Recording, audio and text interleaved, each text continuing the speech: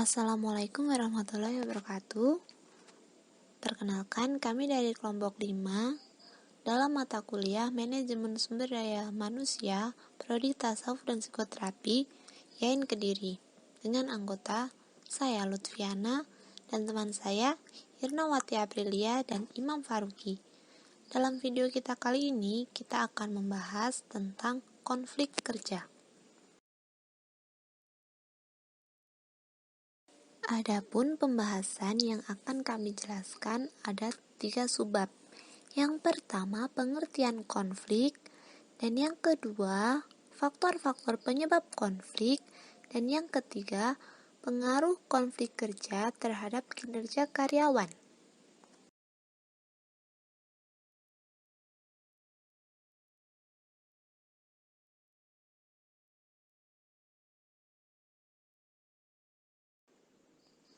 Penjelasan yang pertama, yakni mengenai pengertian konflik.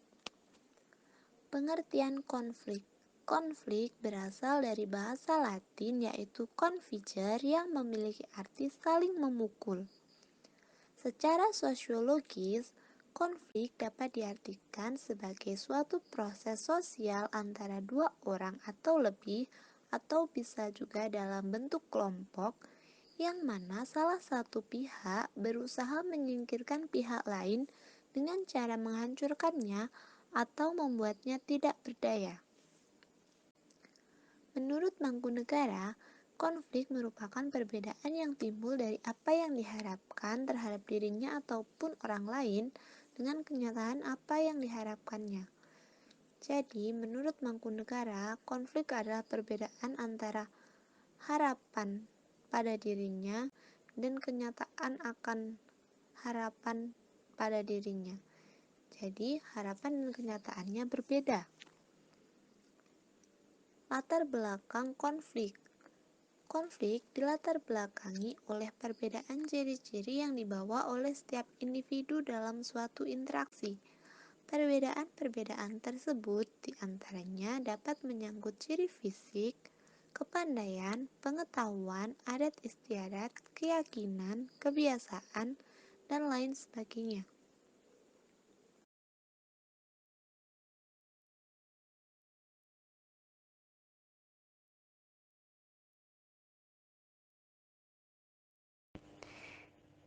Materi yang kedua yaitu adanya faktor yang menyebabkan timbulnya konflik. Faktor yang pertama yang menjadi penyebab terjadinya konflik yaitu adanya saling ketergantungan. Misalnya seperti ketergantungan dalam pekerjaan ataupun organisasi. Karena bisa dikatakan kalau kita bergantung dengan orang lain secara berlebihan, mungkin saja orang lain tersebut bisa menjadi risih dan tidak nyaman dengan kita. Nah, dari ketidaknyamanan itu bisa menjadi konflik yang awalnya kecil menjadi besar. Faktor yang kedua adanya perbedaan tujuan. Perbedaan tujuan yang terdapat di antara satu individu dengan individu lain yang tidak sepaham bisa menjadi faktor penyebab munculnya konflik. Kalau yang ini jelas ya, kalau kita tidak memiliki tujuan yang sama, bisa terjadi pertentangan atau konflik-konflik lainnya. Kemudian yang ketiga ada perbedaan persepsi atau pendapat. Dalam menghadapi suatu masalah, perbedaan persepsi yang timbul dapat memicu terjadinya konflik. Kalau kita dari pendapat aja udah berbeda, nanti tujuannya juga mungkin bisa berbeda dan dapat menimbulkan konflik dalam suatu pekerjaan atau organisasi. Yang keempat ada salah paham. Salah paham juga merupakan salah satu hal yang dapat menimbulkan konflik. Misalnya, ketika seseorang memiliki tindakan atau sikap yang dirasanya memiliki tujuan baik, atau tindakan yang dia lakukan itu dirasa paling baik, tapi dari penilaian pihak lain tindakan itu dianggap merugikan dan tidak ada komunikasi lebih lanjut dari kedua belah pihak.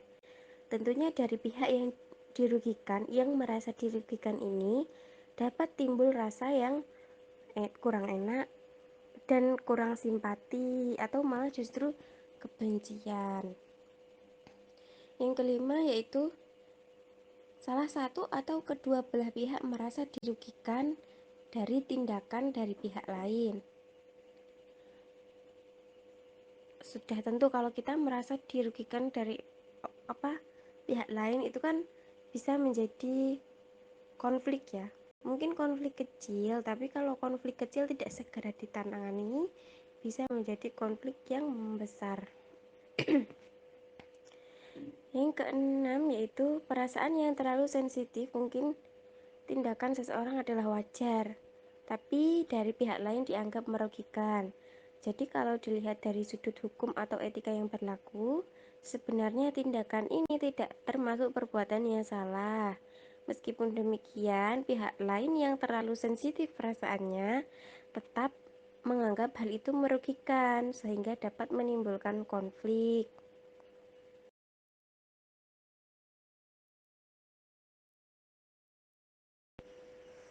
Kemudian, kalau kita menemukan faktor-faktor yang menyebabkan konflik kerja, tentunya kita harus mencari solusi untuk menyelesaikan konflik kerja tersebut.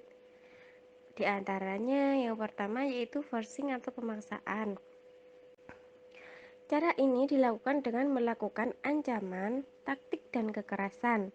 Penekanan pada pihak lawan dilakukan sedemikian rupa agar dapat membuat lawan melakukan tindakan sesuai dengan kehendak kita. Cara pemaksaan ini dapat dilakukan pada saat tertentu, misalnya ketika perusahaan menginginkan perubahan yang mendesak. Tapi dari efek yang dilakukan dari cara pemaksaan ini dapat menimbulkan bentuk perlawanan yang terbuka atau perlawanan yang tersembunyi. Kemudian yang kedua yaitu avoiding atau penghindaran. Penghindaran ini berarti menjauh dari lawan konflik. Cara ini dapat dilakukan ketika konflik yang terjadi di antara kedua belah pihak tidak memiliki kebutuhan lanjutan yang berhubungan dengan lawan konflik. Nomor 3 ada compromising atau pengompromian. Pengompromian ini dilakukan agar masing-masing pihak yang berkonflik bisa saling tawar-menawar untuk mendapatkan kesepakatan yang menguntungkan. Cara ini akan berhasil jika di antara kedua belah pihak saling percaya dan saling menghargai. Kemudian yang nomor 4 ada collaborating, yang berarti bahwa antara pihak yang berkonflik masih mempertahankan keuntungan yang besar bagi dirinya atau kelompoknya. Kemudian yang nomor 5, yang terakhir ini ada smoothing atau penghalusan, atau kadang ada yang menyebutnya conciliation, yang berarti tindakan untuk mendamaikan kedua belah pihak yang berkonflik tanpa memecahkan ketidaksepakatan itu sendiri. Conciliation ini cocok digunakan apabila kesepakatan itu sudah tidak relevan dalam hubungan kerjasama.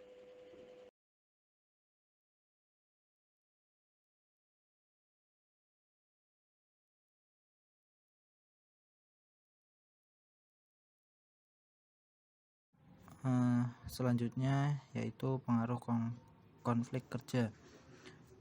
Pengaruh konflik kerja terhadap kinerja karyawan. Ada beberapa dampak positif. Yang pertama, peningkatan pemahaman terhadap berbagai masalah, memperjelas dan memperkaya gagasan untuk menemukan setiap solusi dari masalah. Yang kedua, menumbuhkan rasa saling mengerti yang lebih mendalam terhadap pendapat orang lain. Yang ketiga, mencari pemecahan masalah bersama, orientasi pada tugas mempersatukan para anggota organisasi. Yang keempat, kemungkinan ditemukan cara menggunakan sumber daya organisasi yang lebih baik. Menemukan cara memperbaiki kinerja organisasi dapat memaksimalkan kinerja. Yang kelima, penyesuaian terhadap perkembangan ilmu pengetahuan dan teknologi juga kebutuhan masyarakat. Yang keenam yaitu mengadakan evaluasi kerja agar dapat meningkatkan kinerja dalam periode selanjutnya.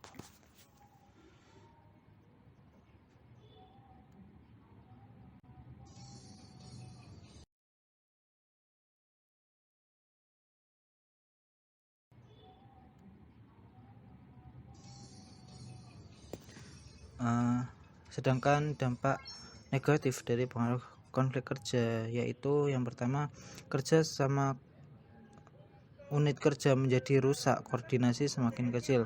Yang kedua, bertentangan yang berlarut-larut, timbul sikap apatis. Yang ketiga, muncul sikap otoritarian, agresivitas individu. Yang keempat, adanya motivasi kerja rendah, hasil tidak maksimal dan sasaran tidak dapat dicapai sesuai jadwal waktu.